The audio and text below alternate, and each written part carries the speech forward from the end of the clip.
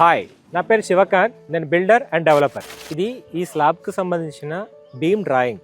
So ఈ డ్రాయింగ్లో ఎలా ఉంటుందంటే, స్లాబ్ బీమ్స్ కట్టేటప్పుడు ఒక బీమ్ సెంటర్ టు సెంటర్ తీసుకుంటే ఈ బీమ్ జాయింట్ నుండి ఒక 1/4 వరకు మనం ఈ సెంటర్ టు సెంటర్ కట్టే రాడ్ని 4 ఇంచెస్ మాత్రమే కడతాం. అదే మధ్యలో చూస్తే 6 ఇంచెస్ ఉంటుంది.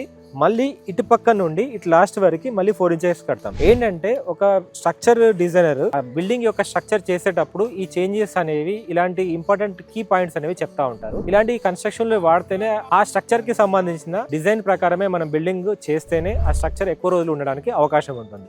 మనం ఏంటంటే అన్ని కూడా సెంటర్ టు సెంటర్ 6 ఇంచెస్ అని చెప్పి ర్యాండమ్గా వెళ్ళిపోతారు. అలా ఎప్పుడు చేయకూడదు. బీము 1/4, 1/4 రెండు ప్లేసుల్లో కూడా నేను చెప్పినట్టుగా తక్కువ ఇంచెస్తోని మనము సెంటర్ టు సెంటర్ రాడ్ పెట్టుకుంటేనే మనకు కరెక్ట్గా ఉంటుంది.